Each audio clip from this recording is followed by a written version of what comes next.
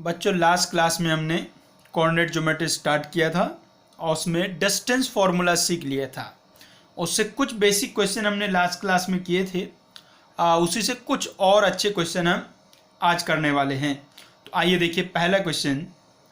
If the equation of the locus of a point equidistant from the points a1, b1 and a2, b2 is a1 minus a2x plus b1 minus b2y plus c is equal to 0, then c is equal to। ये बच्चों JEE में एक बार पूछा गया था question, बेहद ही आसान question है। क्वेश्चन में देखो कहा क्या है कि आपको उस पॉइंट का लोकस बताना है जो इन दोनों पॉइंट से इक्विडिस्टेंट है, मतलब कि इक्वल डिस्टेंस से है, मतलब कि उस वाले पॉइंट का इस पॉइंट से डिस्टेंस और इस पॉइंट से डिस्टेंस सेम है। तो क्या सिखाया गया था भाई आपको, जिस भी पॉइंट का आपको लोकस फाइंड करना है उसको पहले आपको लेट कर लेना है। पहले तो ये जो पॉइंट है ना इसका नाम रख दो, इस पॉइंट का नाम रख दो भैया a1, b1 और दूसरे पॉइंट का नाम रख दो आप a2, b2 और जिस पॉइंट का लोकस फाइंड करना है उस पॉइंट को आप लेट कर लो। Let point B x, y। ये पॉइंट वो P है जिसका हमें लोकस फाइंड करना है। अब उसके बाद क्या सिखाया था भी, उसके बाद आपको कंडीशन यूज करना है। कंडीशन क्या कहा है कि ये वाला पॉइंट इन दोनों पॉइंट से इक्विडिस्टेंट है, मतलब इक्वल डिस्टेंस पे है। तो पॉइंट P का जितना पॉइंट A से डिस्टेंस है, पॉइंट P का उतना ही पॉइंट B से डिस्टेंस है। Means PA is equal to PB, PA is equal to PB। बच्चों अब बच्चों PA इक्वल टू PB है तो इनके स्क्वायर भी इक्वल होंगे। अब आप डिस्टेंस फॉर्मूला यूज कर दो। सो x minus a1 square plus y minus b1 square, ये PA निकाल लिया। आप B से डिस्टेंस निकालेंगे तो x minus a2 square plus y minus b2 square. अब बच्चों इसको आप सिंप्लीफाई करेंगे। सिंप्लीफाई करने के लिए क्या करना है भाई, स्क्वायर ओपन करेंगे। स्क्वायर ओपन कर दो बच्चों, x square plus a1 square minus 2a1x, दूसरे वाला स्क्वायर ओपन करो, y square plus b1 square minus 2b1y। Right side में स्क्वायर ओपन करो तो x square plus a2 square minus 2a2x plus y square plus b2 square और minus 2b2y। बच्चों अब भाई बच्चों देखिए क्या क्या कैंसिल हो जाएगा। देखो भाई यहाँ एक्स स्क्वायर, यहाँ एक्स स्क्वायर कैंसिल हो जाएगा, यहाँ वाई स्क्वायर, यहाँ वाई स्क्वायर, ये कैंसिल हो जाएगा। बस बाकी कुछ और कैंसिल नहीं होगा। उसके बाद ये एक्स वाले एक तरफ ले आओ जी। यहाँ देखो कितना लिखा है, माइनस 2a1x, वहाँ से आ जाएगा 2a2x, है ना जी। उधर माइनस में था, इधर आके प्लस में हो जाएगा। अब y वाले देखो, यहाँ है माइनस 2b1y, उधर से आएगा प्लस 2b2y। कांस्टेंट में देखो इधर है a1 square plus b1 square, वहाँ से आएगा minus a2 square minus b2 square is equal to 0। बच्चों अब आप क्या करो बच्चों, यहां से कॉमन ले लो, इससे 2x कॉमन आ जाएगा। तो यहां से आप माइनस का 2x कॉमन ले लो तो यहां बचेगा a1 माइनस a2। यहां से माइनस 2y कॉमन ले लो, बचेगा b1 माइनस b2 और इसको भाई ऐसे ही रहने दो, a1 square plus b1 square minus a2 square minus b2 square is equal to 0। अब बच्चों इस पूरे इक्वेशन को आप -2 से डिवाइड कर दो। तो -2 से डिवाइड करोगे ना बच्चों तो ये ऐसा बनेगा a1 minus a2x plus b1 minus b2y। अब इसको आप -2 से डिवाइड करोगे तो प्लस 1/2 तो यहाँ आ गया। अब इसको माइनस से मल्टीप्लाई करोगे तो ये जो a1 स्क्वायर b1 स्क्वायर ये नेगेटिव हो जाएंगे और जो a2 स्क्वायर b2 स्क्वायर ये पॉजिटिव हो जाएंगे। तो क्या बन जाएगा, a2 square plus b2 square minus a1 square minus b1 square is equal to 0। तो बच्चों ये आ गया लोकस का इक्वेशन। लेकिन क्वेश्चन में तो लोकस का इक्वेशन गिवन है, ये a1 minus a2x plus b1 minus b2y plus c equals to 0। अब ये वाली इक्वेशन और ये वाली इक्वेशन को आप कंपेयर कर दोगे। ध्यान से देखो, यहाँ लिखा है a1 माइनस a2x, यहाँ भी लिखा है a1 माइनस a2x, यहाँ लिखा है b1 माइनस b2y, यहाँ भी लिखा है b1 माइनस b2y, यहाँ लिखा है c, यहाँ लिखा है ये इतना बड़ा सा वैल्यू। इसका मतलब ये जो है यही है अपना c।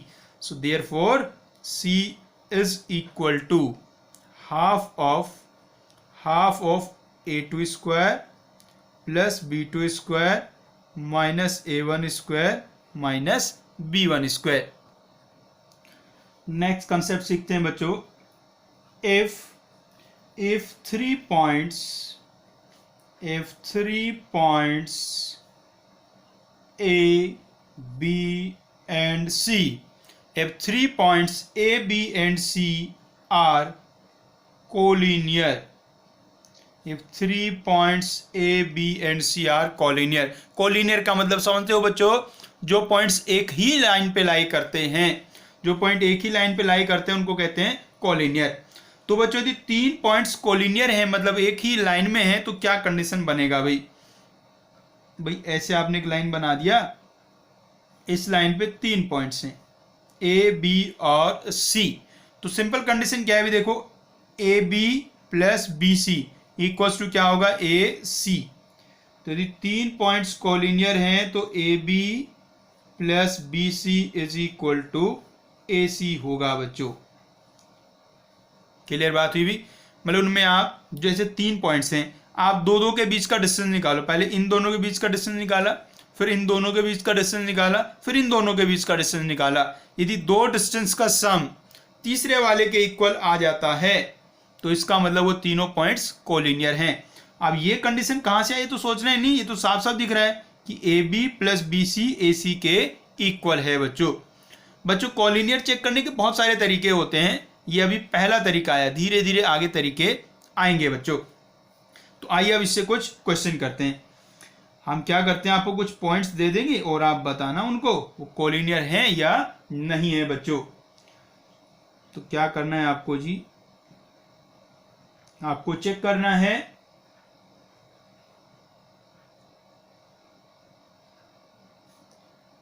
whether the following points are collinear। तो पॉइंट्स आपको गिवन होंगे, आपको बताना है बच्चों कोलिनियर है या नहीं।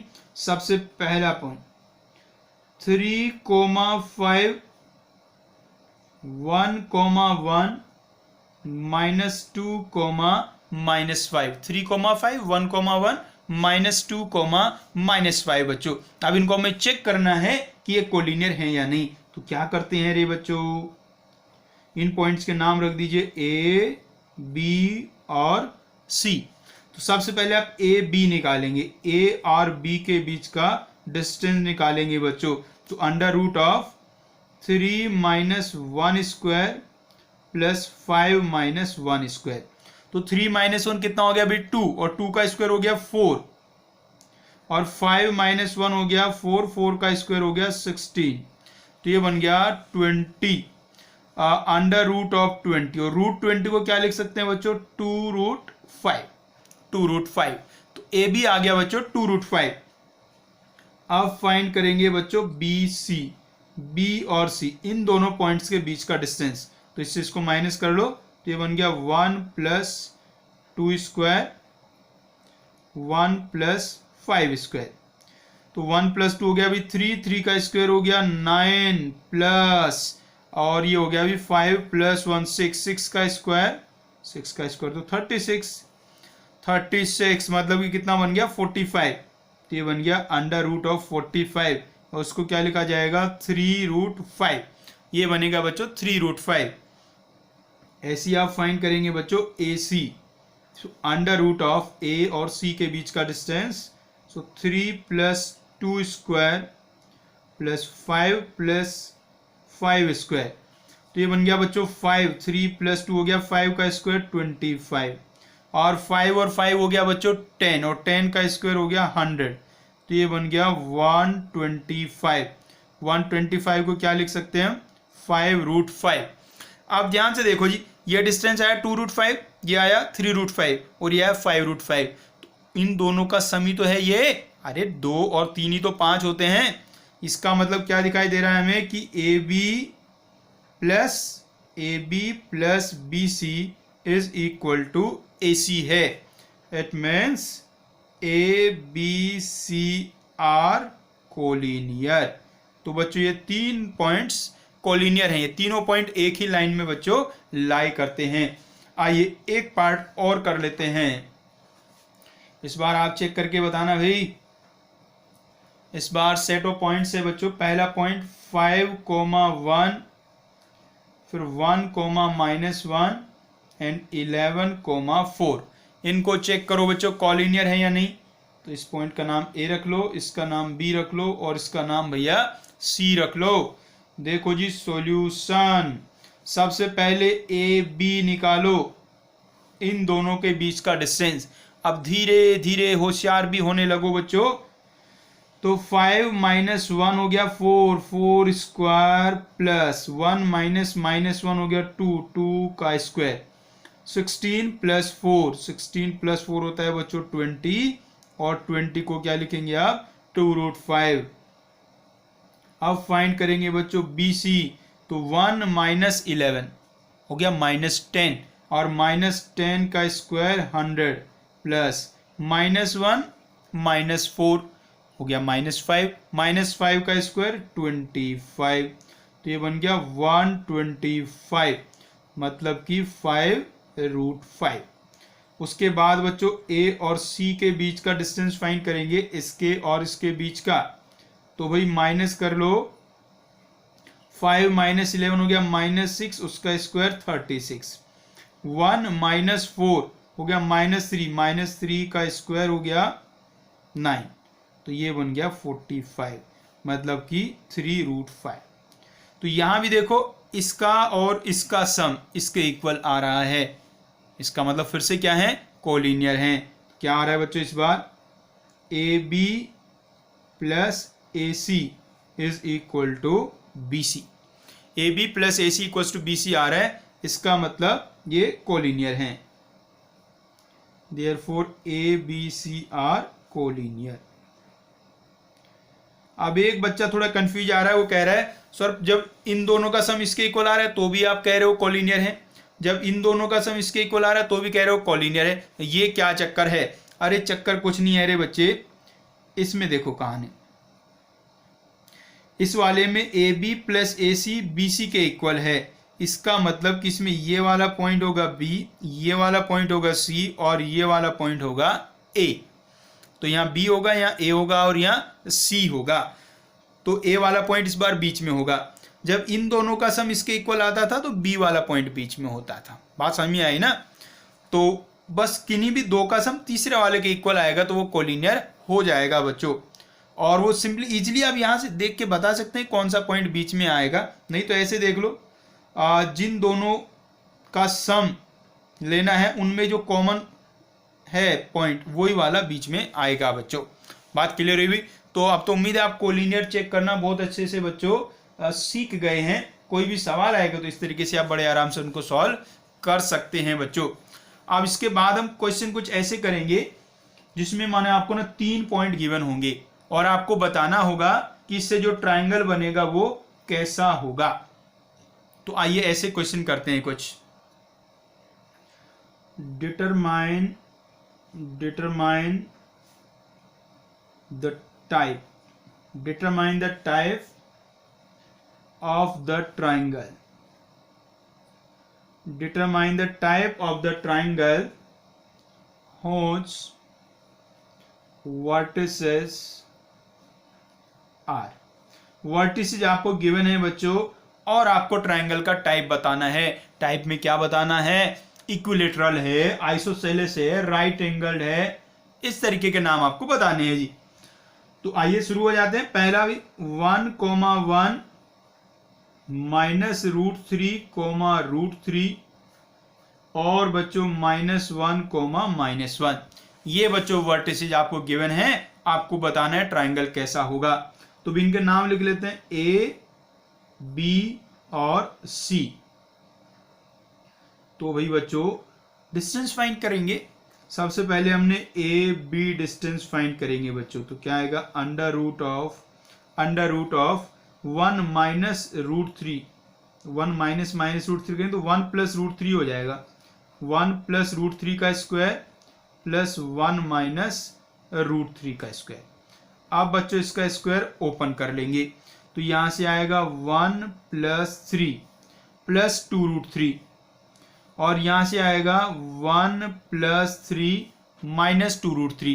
तो यहाँ का प्लस 2 रूट थ्री और यहाँ का माइनस 2 रूट थ्री कैंसिल हो जाएंगे। तो बचा क्या, 1 प्लस 3 प्लस 1 प्लस 3, मतलब कि 4 प्लस 4 8, ये बचा 8, और रूट 8 को लिख सकते हैं हम बच्चों 2 रूट 2। अब बच्चों फाइंड करते हैं, चलो बी और सी के बीच का डिस्टेंस फाइंड करेंगे। तो ये बन रहा है माइनस रूट थ्री प्लस 1 का स्क्वायर और रूट थ्री प्लस 1 स्क्वायर। यदि इसको आप ध्यान से देखो, ये और ये सेम ही तो लिखे हैं, दोनों सेम लिखे हैं, तो सॉल्व करके तो इसको भी कितना आएगा, इसको भी सॉल्व करके 2 रूट 2 ही आएगा बच्चों। और उसके बाद भाई ए सी निकालेंगे, ए और सी के बीच का डिस्टेंस। ये तो ज्यादा आसान लग रहा है, 1 माइनस 1 तो 2 हो गया जी, 2 का स्क्वायर, और यहां भी हो गया बच्चों 2 का स्क्वायर, 2 का स्क्वायर 4, 2 का स्क्वायर 4, 4 और 4 हो गया 8। तो यहां से आ गया रूट 8, और उसको भी क्या लिखेंगे आप, 2 रूट 2। तो फाइनली मिला क्या आपको यार, ये तो ए बी भी 2 रूट 2 आया, बी सी भी 2 रूट 2 आया, और ए सी भी 2 रूट 2 आया। Means A B is equal to B C equal to A C. Means सारी साइड्स कैसी हैं, सारी साइड्स इक्वल हैं, इसलिए ट्राइंगल कैसा हो गया, triangle is equilateral, triangle is equilateral. तीनों साइड बच्चों इक्वल आ गई हैं, और तीनों साइड इक्वल हो जाएं तो ट्राइंगल का नाम हुआ करता है बच्चों इक्विलेटरल ट्राइंगल।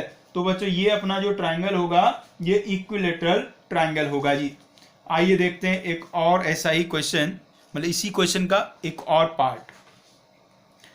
सेकंड पार्ट में बच्चों वर्टिस देखो क्या गिवन है आपको, 0,6 -5,3 एंड 3,1। बच्चों चेक करके बताओ रे जल्दी से कि अपना जो ट्राइंगल बनेगा वो कैसा ट्राइंगल बनने वाला है। वो इनके नाम रख लो जी, ए बी और सी। तो सबसे पहले फाइंड करेंगे डिस्टेंस ए बी। अब तो देखो बच्चों थोड़े थोड़े होशियार भी आप हो गए, तो समझते जाओ जल्दी जल्दी। 5 स्क्वायर प्लस 3 स्क्वायर, 5 स्क्वायर हो गया 25, 3 स्क्वायर हो गया 9, तो ये आ गया बच्चों 34। तो ए बी आ गया अंडर रूट ऑफ 34। फिर बच्चों फाइंड करेंगे बी सी।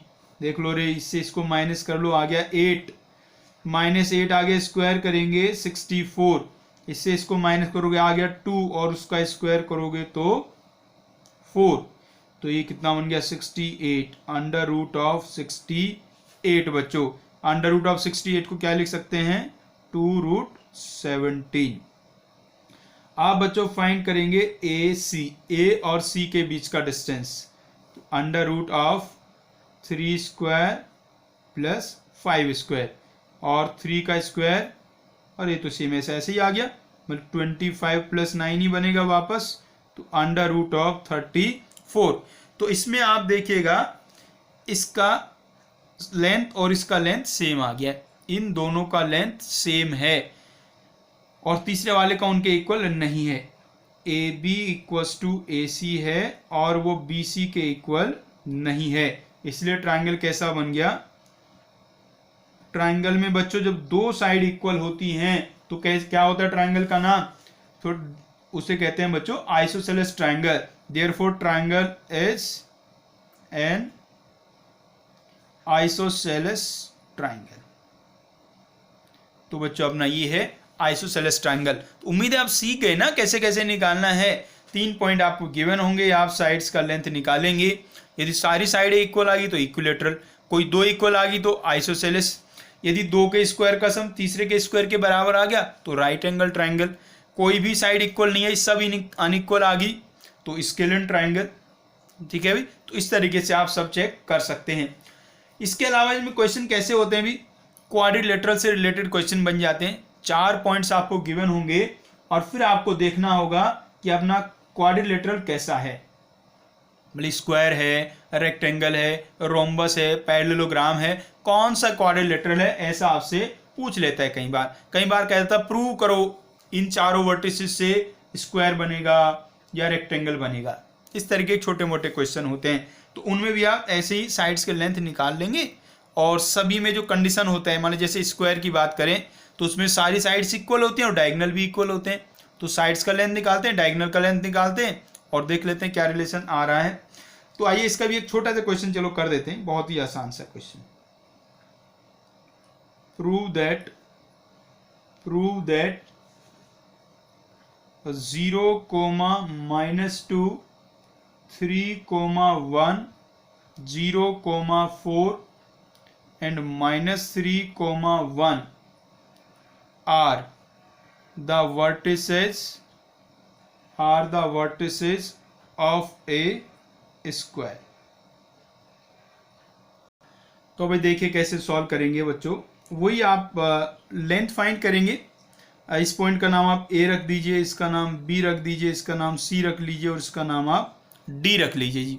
तो सबसे पहले आप डिस्टेंस ए बी फाइंड करेंगे, इसके और इसके बीच का डिस्टेंस। अब तो थोड़े से होशियार भी होने लगे ना, तो डायरेक्ट निकालो जल्दी जल्दी डिस्टेंस। ये आ गया 3 स्क्वायर प्लस 3 स्क्वायर, मतलब कि हो गया 18। 18 को लिखते हैं हम 2√3 बच्चों। तो ए बी आ गया 2√3। अब फाइंड करो बच्चों बी सी।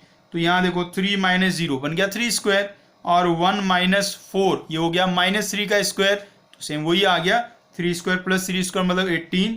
तो ये भी आ गया बच्चों 2√3। ऐसे ही फाइंड करेंगे बच्चों आप सी डी। तो 0 - -3 हो गया 3 का स्क्वायर और 4 - 1 फिर से 3 का स्क्वायर। तो ये भी आ गया 3 स्क्वायर प्लस 3 स्क्वायर करके √18। तो ये भी आ गया बच्चों 2√3।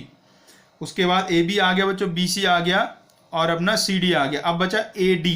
तो ए डी अब आप फाइंड करेंगे बच्चों ए और डी के बीच का। यहाँ भी देखो सेम बन रहा है, 0 -3 करोगे +3 बन गया और -2 - 1 ये -3 बन गया, उसका स्क्वायर भी 9 और पहले वाले का स्क्वायर भी 9।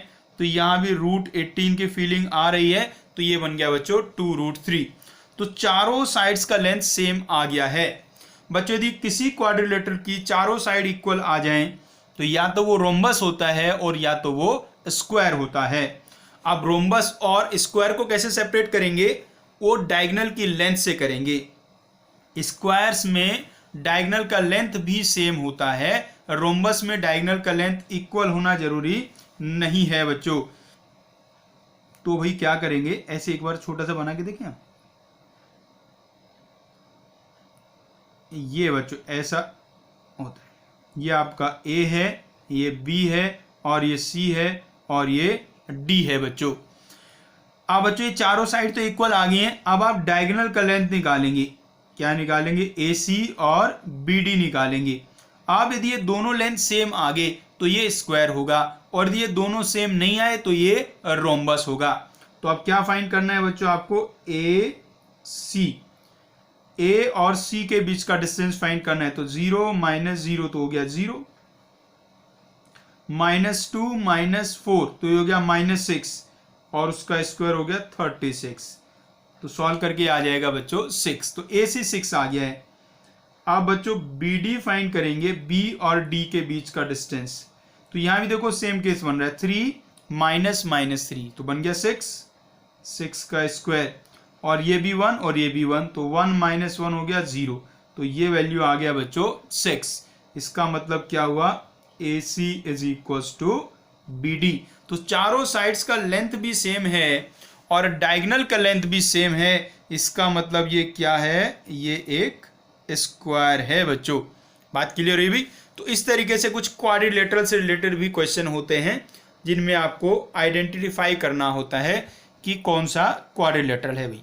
ठीक है बच्चों, चलिए और आगे सीखते हैं। नेक्स्ट क्वेश्चन देखते हैं बच्चों। सर्कल से रिलेटेड क्वेश्चन है जी। सर्कल तो जानती हैं आप ना, बिल्कुल सिंपल क्वेश्चन है। Find the centre of the circle, find the centre of the circle passing through center of the circle passing through the points point a comma 0, b 0 comma b and o 0 comma 0। ये देखो 3 point से पास करने वाले circle का आपको centre find करना है। यदि हम सर्कल बनाएं बच्चों, ऐसा एक सर्कल बना हुआ, यहां बच्चों होगा इसका सेंटर। अब कंडीशन क्या होती है सर्कल के लिए भाई, ये सेंटर है, सेंटर से आप सरकमफेरेंस के किसी भी पॉइंट का डिस्टेंस निकालेंगे तो वो सेम होता है। भाई ऐसे देखो ना, ये जो डिस्टेंस होता है इसको हम लोग कहते हैं रेडियस, आर से डिनोट करते हैं रेडियस को। तो जैसे यहाँ कोई पॉइंट लिया हमने 0,0, तो 0,0 का सेंटर से डिस्टेंस आर होगा। इसमें कहा एक पॉइंट है अपना a,0, यहाँ कहीं बना दो, ये a,0 है, तो इससे डिस्टेंस भी कितना होगा, r होगा। एक कोई दूसरा पॉइंट कहाँ है 0,b, उससे डिस्टेंस भी r होगा। तो यदि इस सेंटर का नाम हम c रख दें, c फॉर सेंटर, तो c का o से डिस्टेंस, c का a से डिस्टेंस और c का b से डिस्टेंस सेम ही होगा। सबसे पहले आप लेट कर लीजिए, लेट सेंटर बे x, y। हमने सेंटर कोऑर्डिनेट लेट कर लिए हैं x, y बच्चों। अब हम ये कंडीशन यूज करेंगे।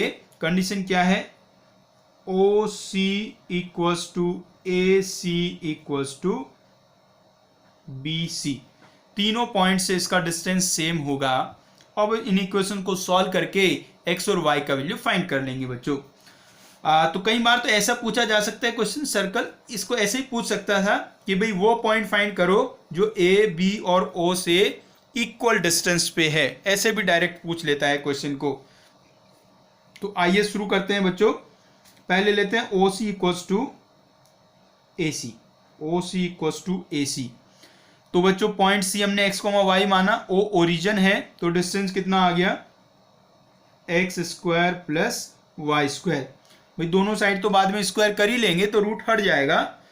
अब आप C का A से डिस्टेंस निकालें, मतलब x, y का a,0 से डिस्टेंस निकालो, तो ये बनेगा x minus a² plus y minus 0²। तो भाई y² से y² कैंसिल हो गया, तो यहाँ बचा x² और उधर हो गया x² plus a² minus 2ax। x² से x² कैंसिल कर लो और ये जो माइनस 2x है उसको उधर ले जाओ, तो 2ax is equal to a²। तो यहाँ से बच्चों x का वैल्यू आ गया a/2। बच्चों x का वैल्यू आ गया a/2। इसके बाद बच्चों हमने OA equals to AC use कर लिया है। अब आप AC equals to BC use करो या OC equals to BC use करो, दोनों से सेम ही बात पड़ेगी। तो हम यूज कर लेते हैं OC is equal to BC। तो बच्चों OC तो क्या आएगा, वही x² प्लस y² का रूट आएगा, बाद में स्क्वायर कर देंगे। BC ये 0,b का x, y से डिस्टेंस निकालेंगे, तो ये आएगा बच्चों x माइनस 0 का square plus y minus b का स्क्वायर। तो x² से x² कैंसिल हो गया, इधर y² बचा, इसका स्क्वायर ओपन करेंगे तो y² plus b² minus 2by। y² से y² कैंसिल हो जाएगा, 2by को इधर ले जाएंगे, सो 2by is equal to b²। तो यहाँ से y का वैल्यू आ गया है बच्चों b/2। x आ गया a/2 और y आ गया b/2। और हमने सेंटर क्या माना था, x, y। So therefore centre of circle H, भाई सेंटर क्या था x, y, तो अब क्या हो गया a/2, b/2, a/2, b/2। तो बच्चों उस सर्कल का सेंटर जो a, 0, 0,b और 0,0 से पास करता है उसका सेंटर a/2, b/2 होगा बच्चों। नेक्स्ट क्वेश्चन देखिए बच्चों, in any triangle in any triangle ABC, prove that in any triangle ABC, prove that AB square plus AC square is equals to twice of AD square plus BD square, where D is the middle point of BC। तो भी जो D है वो BC का mid point है और आपको ये प्रूव करना है A B square plus A C square equals to twice of A D square plus B D square. बच्चों इस टाइप के जो क्वेश्चन हैं इनमें देखो कहीं भी आपको कोऑर्डिनेट तो गिवन है नहीं, तो इनमें हम क्या करते हैं, हमें अपनी मर्जी से इन पॉइंट से कोऑर्डिनेट लेट करने होते हैं। तो अपनी मर्जी से हम कोशिश ऐसे करते हैं जिससे कि कोऑर्डिनेट थोड़े आसान बने। तो देखिएगा क्या आपको गिवन है, इसमें डी को आपको कहा गया है मिड पॉइंट है बीसी का। तो हमने क्या करेंगे, ये जो सारे पॉइंट हैं इनमें से कम किसी एक पॉइंट को तो हम ओरिजिन पे मानेंगे और फिर बाकी पॉइंट्स को उसी के हिसाब से अरेंज करेंगे। तो पहले तो आप एक्सिस बना लो भैया, एक्सिस बना लीजिए और फिर सोचते हैं किसको कहाँ लेना है। ये बन गया ये एक्स एक्सिस, ये बन गया अपना वाई एक्सिस। अब आपको कहा है एक side A B B C है और उसका मिड पॉइंट है डी, तो मिड पॉइंट को ना आप ओरिजिन पे लो, मिड पॉइंट को आप ओरिजिन पे लो, जिससे कि आपका जो पॉइंट सी होगा वो यहाँ कहीं को आ जाएगा और पॉइंट बी यहाँ कहीं को आ जाएगा। इस लेंथ को आप कुछ लेट कर लो, इसको हमने मान लिया ये के है, मान लो ये के है, तो इधर वाला भी कितना होगा, के होगा। तो इस पॉइंट के कोऑर्डिनेट क्या हो गए, के कोमा 0, तो इस पॉइंट के कोऑर्डिनेट क्या हो गए, माइनस के कोमा 0। अरे राइट साइड में चला ना तो वहाँ पॉजिटिव आया, ये लेफ्ट में चला तो नेगेटिव आ गया। अब बच्चों जो तीसरा वर्टेक्स है, तीसरा वो कहीं भी हो सकता है, तो ऐसे ही कहीं भी आप बना लीजिए, ऐसे ट्रायंगल कंप्लीट कर दो। ये अपना थर्ड वर्टेक्स है जिसका नाम ए है, इसका कुछ भी लेट कर लो, मान लिया हमने इसको ये अल्फा बीटा है। बात क्लियर हुई। तो ये पॉइंट डी को हमने 0,0 पे रख लिया, तो पॉइंट सी के कोमा 0 पे रख लिया, तो बी अपना माइनस के कोमा 0 पे आ गया और ए को हमने अल्फा कोमा बीटा लेट कर लिया है। अब हम क्या करेंगे, इसमें सिंपली इनका वैल्यू निकालेंगे। तो सबसे पहले हम क्या निकालेंगे, लेफ्ट हैंड साइड को सॉल्व कर लेते हैं। LHS मतलब A B square plus A C square.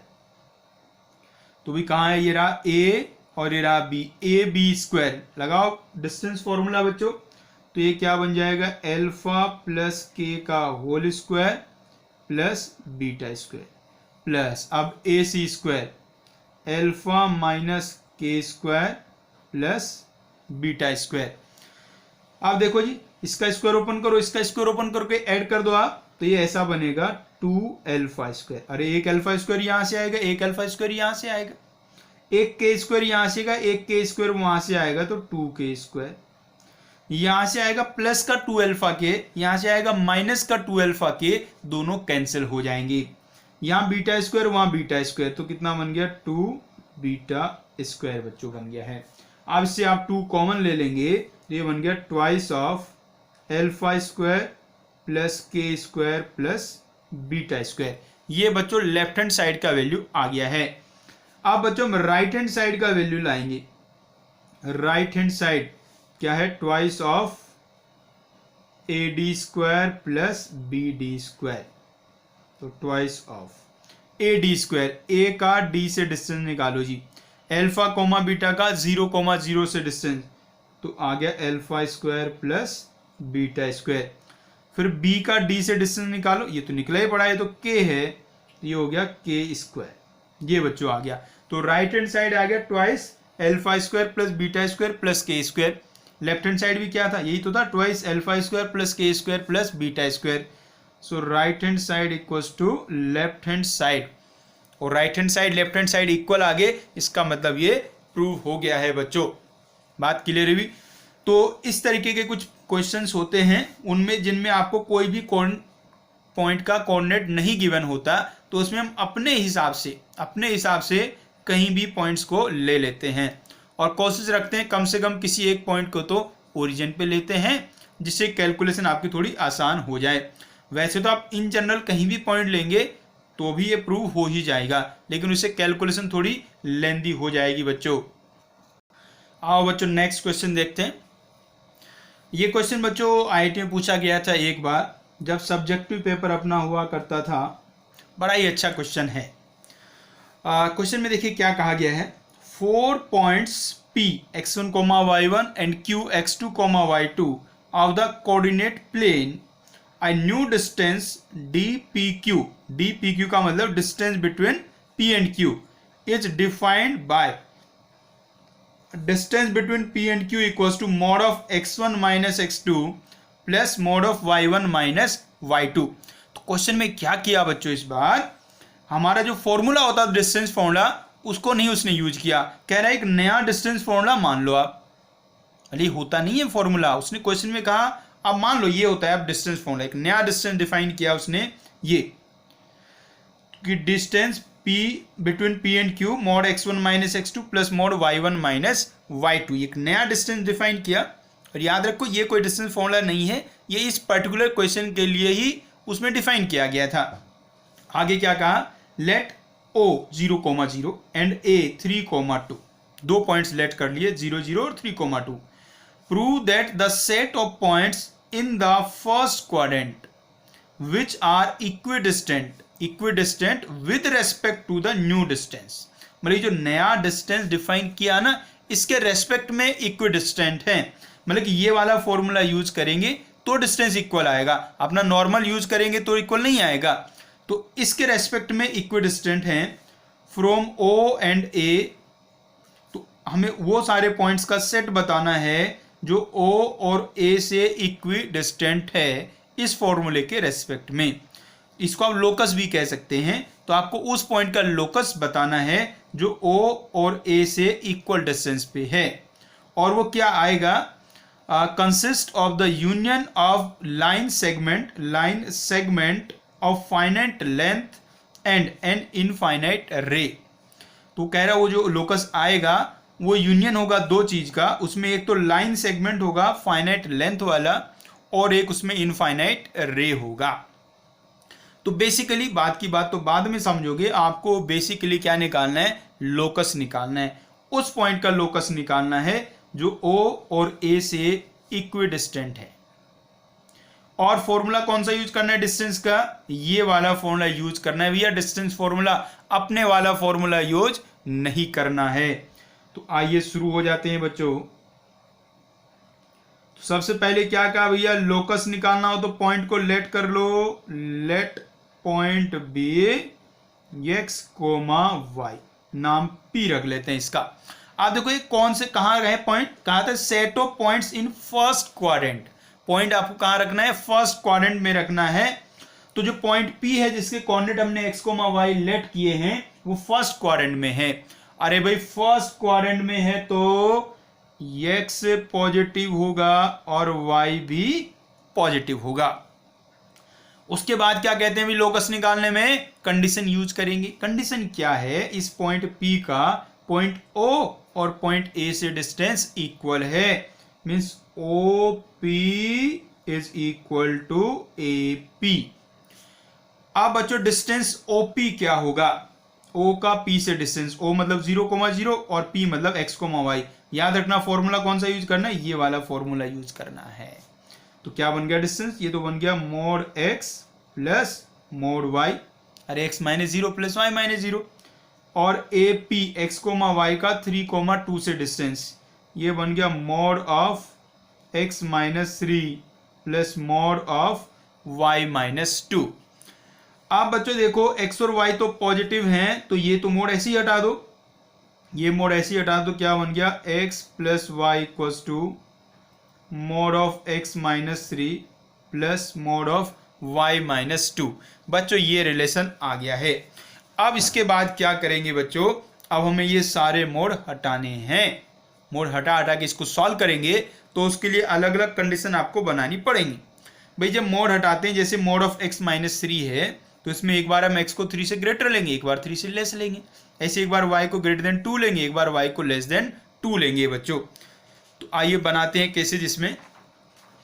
ये रिलेशन एक बार हम यहाँ भी लिख लेते हैं जी। रिलेशन क्या है, x plus y equals to mod of x minus 3 plus mod of y minus 2। तो बच्चों पहला केस हम क्या लेते हैं, पहले केस में हम लेते हैं x को greater than equals to 3 and y को ग्रेटर देन और इक्वल्स टू 2। तो यदि x को ग्रेटर देन 3 लेंगे ये पॉजिटिव बन जाएगा, मॉड पॉजिटिव में ओपन होगा। y को ग्रेटर देन 2 लेंगे ये मॉड पॉजिटिव में ओपन होगा। तो क्या बन जाएगा बच्चों, x plus y equals to x minus 3 plus y minus 2। ये तो 0 इक्वल्स टू -5 आ गया। अरे x और y तो कट गए, इधर कुछ नहीं बचा, उधर -5। तो 0 इक्वल्स टू -5 आ गया। ये तो पॉसिबल नहीं है, 0 इक्वल्स टू -5 पॉसिबल नहीं है बच्चों। तो जब x 3 से बड़ा होगा, y 2 से बड़ा होगा, तो कुछ नहीं बनेगा। सेकंड केस ऐसा करते हैं भाई, x को 3 से बड़ा ही रखते हैं और y को 2 से छोटा कर देते हैं। x को 3 से बड़ा रखेंगे, y को 2 से छोटा रखेंगे। तो अब क्या होगा, ये वाला मोड तो पॉजिटिव में ओपन होगा और ये वाला मोड नेगेटिव में ओपन होगा।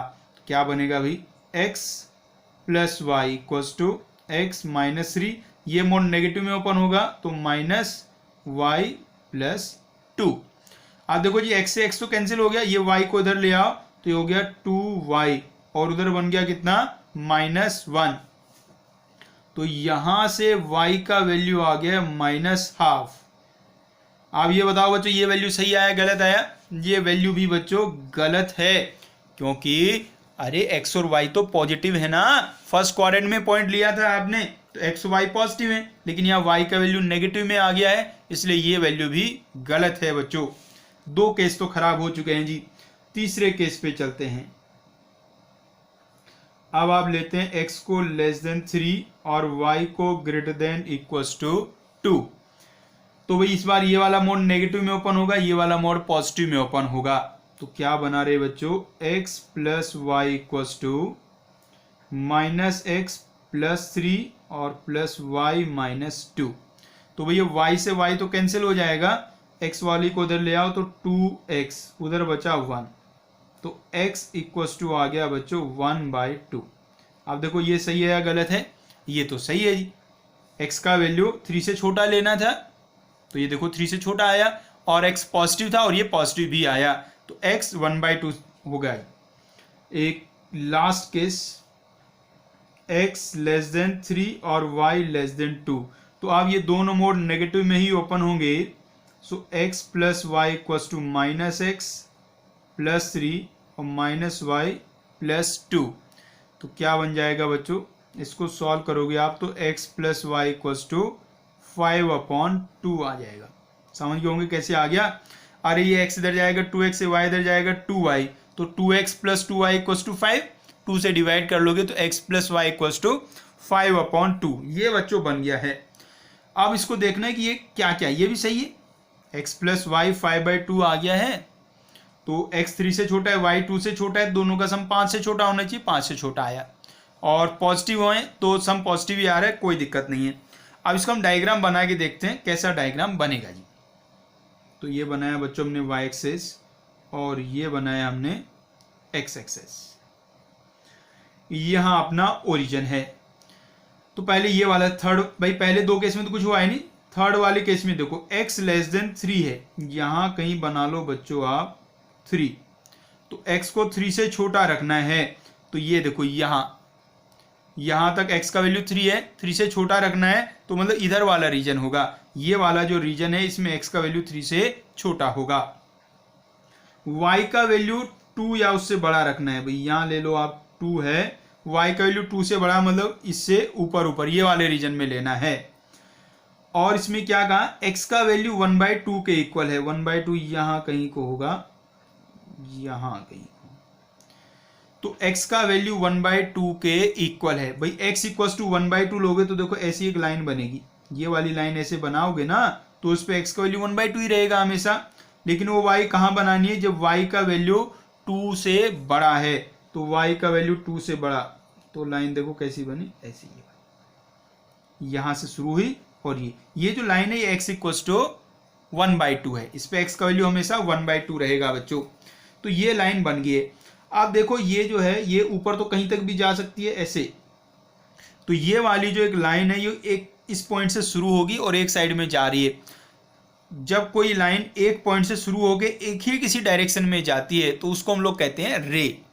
देखो लाइन दोनों साइड को जा रही है, जैसे मान लो देखो ये ऐसे कोई लाइन, ये एक्स एक्सिस बना हुआ है, ये दोनों साइड जाता है, इधर भी जाता है इन्फिनिटी तक, इधर भी जाता है इन्फिनिटी तक, तो इसको हम लाइन कहते हैं।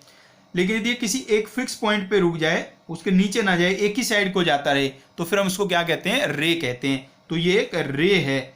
और इस रे का लेंथ कितना होगा, लेंथ तो बहुत दूर तक जा रहा है अभी, तो ये कैसी रे है, इनफाइनाइट रे है। तो ये एक इनफाइनाइट रे आपको मिल चुकी है। भैया मैं प्रूव करना था, जो लोकस आएगा उसमें एक इनफाइनाइट रे आएगी और एक फाइनाइट लेंथ का लाइन सेगमेंट आएगा। तो ये क्या मिल चुकी है, इनफाइनाइट रे मिल चुकी है। अब बच्चों इधर आते हैं, x <3 y 2। x <3 मतलब इधर इधर का बात करनी है, y 2 मतलब 2 वाले के नीचे नीचे बात करनी है। और कहा x + y = 5/2। हम सब जानते हैं ये एक स्ट्रेट लाइन का इक्वेशन है। इसको यदि हमें ड्रू करना है तो इसको एक बार x को 0 रखेंगे, एक बार y को 0 रखेंगे। तो भी x को 0 रखा तो वैल्यू आ गया y का 5/2, और y को 0 रखेंगे तो x का वैल्यू आ जाएगा 5/2। उन दोनों पॉइंट्स को आप ज्वाइन कर देंगे, तो ज्वाइन करके ना ऐसी एक लाइन सेगमेंट बनेगा, ऐसा बिल्कुल डॉट से बना रहे, ऐसा एक लाइन सेगमेंट बनेगा। लेकिन इसमें क्या आपको ना ये बनाना कब है, आपको ये देखो ये इधर वाले रीजन में तो y का वैल्यू 2 से बड़ा हो रहा है, तो यहां नहीं बनाना, इसको यहां से बनाना शुरू करना है। ये अपना पॉइंट यहाँ कितना आ गया, 5/2 आ गया। यहां से जब y का वैल्यू 2 से नीचे जाने लगा तब बनाना शुरू करना है, और यहां तक ही बनाना है, क्योंकि फर्स्ट क्वाड्रेंट में ही आपको रखना है, उससे आगे नहीं जाना है। तो ये देखो यहां से लेके यहां तक एक लाइन सेगमेंट ये आ गया है, और इसका लेंथ कैसा होगा, फाइनाइट लेंथ होगा। तो ये अपना जो आ गया, ये क्या आ गया, line segment of finite length, और ये क्या आ गया आपका, इनफाइनाइट रे। तो बच्चों जो लोकस है उसमें ये जो बना हुआ ना, ये इसका लोकस है। तो लोकस में कौन कौन है, एक लाइन सेगमेंट है जो फाइनाइट लेंथ का है, और एक रे है जो इनफाइनाइट लेंथ का है, मतलब कि इनफाइनाइट रे है बच्चों। तो उम्मीद है क्वेश्चन समझ में आ गया। बहुत ही अच्छा क्वेश्चन था।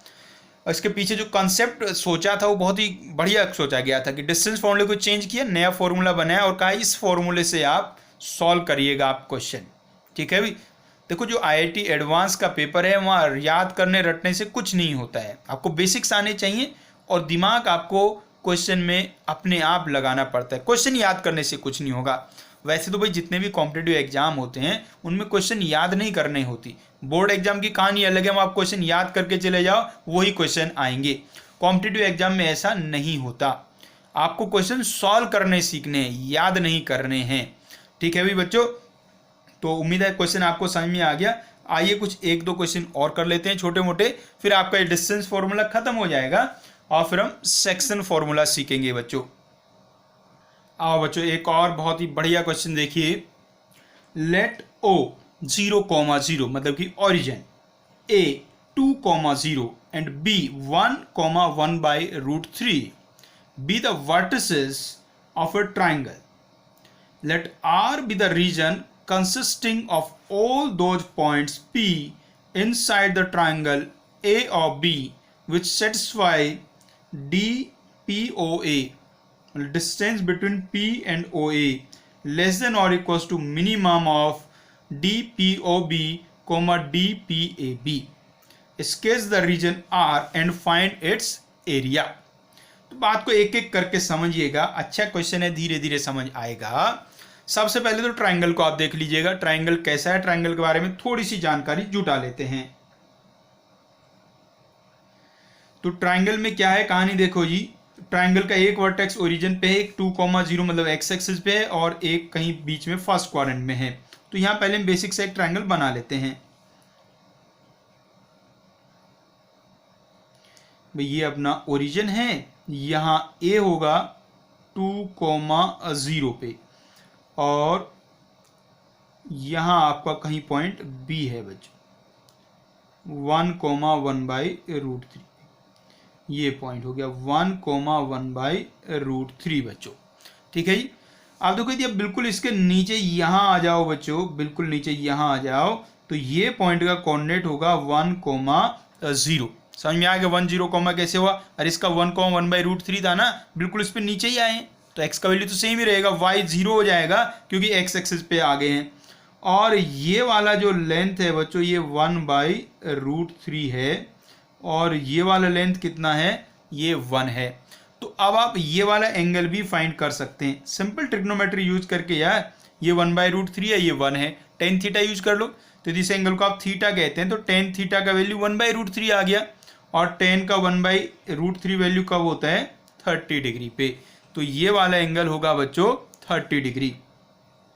और यदि इसमें और आप देखें तो ये एक आइसोसेलेस ट्रायंगल भी बन रहा है भाई, ये इसमें जो परपेंडिकुलर है वो इसको बाइसेक्ट भी कर रहा है भाई। ये पॉइंट 1,0 आया और ये वाला डिस्टेंस 1 हो गया, तो इधर वाला भी तो 1 ही बचा, तो ये आइसोसेलेस ट्रायंगल, मतलब इधर वाला एंगल निकालोगे वो भी कितना आएगा? 30 डिग्री आएगा, क्योंकि ये वाला लेंथ भी 1 है, ये 1/√3 है, तो ये वाला एंगल भी 30 डिग्री होगा। तो ट्रायंगल के बारे में हमें क्या पता चल चुका है कि एक आइसोसेलेस ट्रायंगल है, और इसका एक एंगल 30 डिग्री, दूसरा एंगल 30 डिग्री, और तीसरा चाहिए तो हम निकाल लेंगे, वो 120 डिग्री आएगा। इतनी बात क्लियर हुई जी। अब ये जो कंडीशन गिवन है वो क्या बताना चाहती है? ये कह रहा है कि एक पॉइंट P है जो इस ट्रायंगल के अंदर है, पॉइंट P इस ट्रायंगल के अंदर है, और DPOA मतलब P का जो OA से डिस्टेंस है वो छोटा है, मिनिमम का मतलब क्या होता है? जैसे दो चीजें अंदर लिखी हुई हैं, इनका मिनिमम, मतलब इनमें जो छोटा है वो आपको लेना है। तो इन दोनों में जो छोटा है उससे भी ये वाला वैल्यू छोटा है, मतलब देखो ये क्या है? P का OB से डिस्टेंस है, ये P का AB से डिस्टेंस है, और ये P का OA से डिस्टेंस है। अब ये कह रहा है इन दोनों में जो मिनिमम आएगा उससे भी ये वाला छोटा है। इसका मतलब कुल मिला के बात क्या है? सबसे छोटा कौन है? ये सबसे छोटा है, मतलब DPOA, DPOB और DPAB में सबसे छोटा कौन है? DPOA। मतलब कि जो पॉइंट P का OA से डिस्टेंस है वो सबसे कम है, मतलब कि जो पॉइंट P है वो OA के सबसे ज्यादा नजदीक है। तो ये कंडीशन सिर्फ ये बताना चाह रही है कि जो पॉइंट P है वो OA के सबसे नजदीक है, OB और AB के कंपैरिजन में।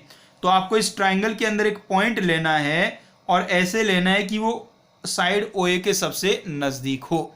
तो ऐसे बहुत सारे पॉइंट्स हो सकते हैं, एक ऐसा पूरा रीजन हो सकता है जिसमें आप पॉइंट लें और वो OA के सबसे नजदीक आ जाए। उस रीजन का नाम रखा है R, और उस रीजन का आपको बताना है एरिया। तो अब हम पहले क्या पता करेंगे? पहले हम ये पता करेंगे, एक डायग्राम वापस से बनाते हैं, इसी डायग्राम को थोड़ा सा बड़ा करके बनाते हैं। ये आपका पॉइंट B है, और ये बच्चों A है, नहीं ये O है, और ये A है भाई। अब हम क्या जानकारी जुटाएंगे कि भाई इसने कहा, पहले 3 को छोड़ो 2 की बात करते हैं। इसने कहा जो पॉइंट P का डिस्टेंस है वो OA से कम है और OB से ज्यादा है। तो हम पहले वो कंडीशन पता करेंगे जिसमें डिस्टेंस OA और OB से सेम आ जाता है। तो भाई यहां कोई एक ऐसी लाइन आप बनाओ जिससे जो डिस्टेंस है इस पे आप कोई पॉइंट लेते हैं, ये कोई पॉइंट आपने लिया, उसका इससे डिस्टेंस और इससे डिस्टेंस सेम आ जाए। तो ऐसा कब होगा? यहां से आप क्या करो, इस पे एक परपेंडिकुलर डाल लो, ये परपेंडिकुलर डाला, इधर भी एक परपेंडिकुलर डालो, ये दोनों डिस्टेंस कैसे हैं? इक्वल हैं। हम ये कंडीशन पता कर रहे हैं कि भाई एक हमने पॉइंट लिया जो इन दोनों से इक्वल डिस्टेंस पे है। आप यदि देखो, आप इधर इस साइड में कोई पॉइंट लेंगे तो वो OA के ज्यादा नजदीक आएगा और OB से दूर हो जाएगा, इधर पॉइंट लेंगे तो वो OB के नजदीक आएगा। तो हम कंडीशन किसके लिए निकालेंगे? हम कंडीशन निकाल लेंगे जब पॉइंट दोनों से इक्वल डिस्टेंस पे है। तो हमने एक पॉइंट लिया जिसका OA और OB से डिस्टेंस सेम है, मतलब कि ये वाला डिस्टेंस और ये वाला डिस्टेंस सेम है। जैसे आपको बताया था ना, किसी पॉइंट का लाइन से डिस्टेंस का मतलब परपेंडिकुलर डिस्टेंस ही होता है। तो बच्चों ये वाला डिस्टेंस और ये वाला डिस्टेंस सेम है। अब ये दो ट्रायंगल आप देखो, एक ट्रायंगल ये वाला और एक ट्रायंगल ये वाला, इन दोनों ट्रायंगल को आप ध्यान से देखो।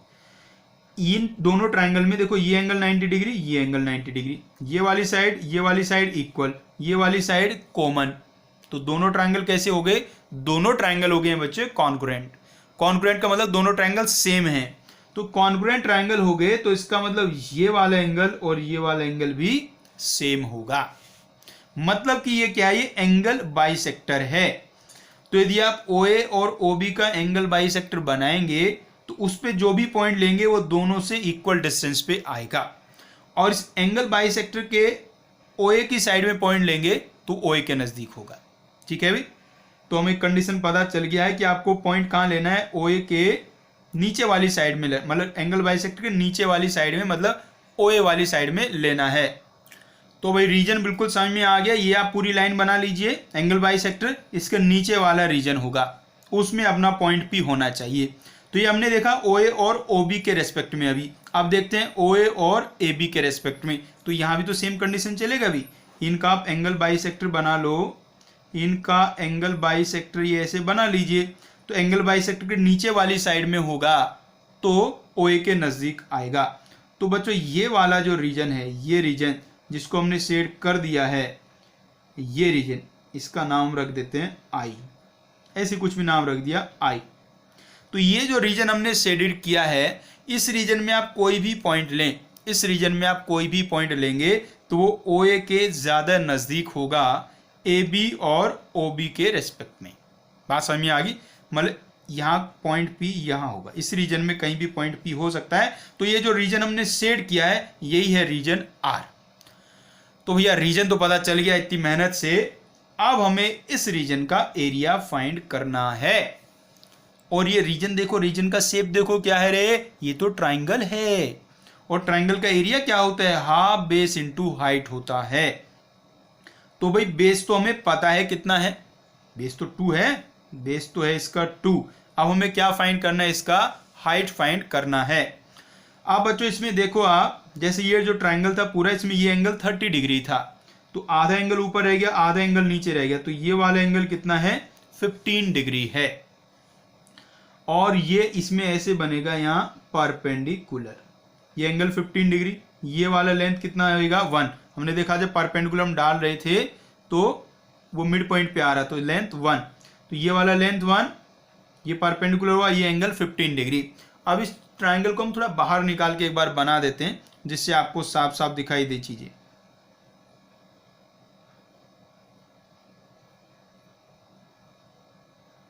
ये देखो जी, ये O, ये A और ये अपना I। तो ये वाला एंगल कितना हुआ? 15 डिग्री। यहां से परपेंडिकुलर ऐसे डालो भैया, ये वाला एंगल कितना हुआ? 15 डिग्री। 15 समझ गए ना? अरे उधर वाला एंगल भी तो 30 आया था, तो इधर वाला 15, तो ये भी 15 है, ये भी 15 है। तो आइसोसेलेस ट्राइंगल है ना, तो जो परपेंडिकुलर होगा वो बेस को बाइसेक्ट करेगा। तो ये वाला लेंथ 1 और ये वाला लेंथ भी 1। इसका नाम रख दिया हमने, मान लो D बच्चों। अब इस ट्राइंगल का एरिया फाइंड करना है, तो बस ये हाइट आप किसी तरीके से निकाल लो तो एरिया आ जाएगा। तो इस छोटे से ट्राइंगल में आप 10 15 यूज कर दो भैया, 10 15। तो क्या बनेगा? ID upon OD। 10 15 का वैल्यू होता है बच्चों 2 माइनस √3। ID OD का वैल्यू है 1, तो ID का वैल्यू आ गया 2 माइनस √3। मतलब कि ये जो हाइट है ये 2 माइनस √3 आ गया है। तो एरिया क्या होगा? एरिया ऑफ ट्राइंगल OIA क्या होता है? Half base into height. Half base है 2 और हाइट है 2 माइनस √3। तो कुल मिला के वैल्यू कितना आ गया बच्चों? 2 माइनस √3। तो ये जो रीजन R था उसका एरिया आ गया बच्चों 2 माइनस √3। उम्मीद है बात समझ में आ गई बच्चों आपको। अब ऐसे ही एक क्वेश्चन हम आपको और देने वाले हैं, वो आपको सॉल्व करना है भाई, ठीक है ना? आपके लिए एक होमवर्क क्वेश्चन। बच्चों जो हमने क्वेश्चन अभी किया उसमें ट्राइंगल में कंडीशन था, इस बार रेक्टेंगल का क्वेश्चन है। कंसेप्ट सेम है बिल्कुल। लेट DPOA लेस देन और equal to minimum DPAB DPBC TPCO। मतलब जो पॉइंट P है वो OA के सबसे ज्यादा नजदीक है AB BC और CO के कंपैरिजन में। S be the region consisting of all those points P inside the rectangle O A B C. इस बार रेक्टेंगल के अंदर पॉइंट लेना है और उसके कोऑर्डिनेट गिवन है आपको O00, A30, B32 and C02। Diagram बनाएंगे, बड़ा ही सिंपल सा डायग्राम बन जाएगा। Which satisfy the above relation, find the area of the region S। तो सिंपल वही बात है, ये एक रेक्टेंगल आपका है, उसके अंदर आपको एक पॉइंट लेना है और पॉइंट आपका साइड OA के सबसे नज़दीक होना चाहिए AB, BC और CO के कंपेरिजन में। तो जो रीजन बनेगा S, उसका आपको एरिया फाइंड करना है। तो इसको बच्चों आप सॉल्व कीजिएगा और सॉल्यूशन हमें सेंड कर दीजिएगा। बाद में इसको हम नेक्स्ट क्लास में डिस्कस भी कर लेंगे क्वेश्चन को।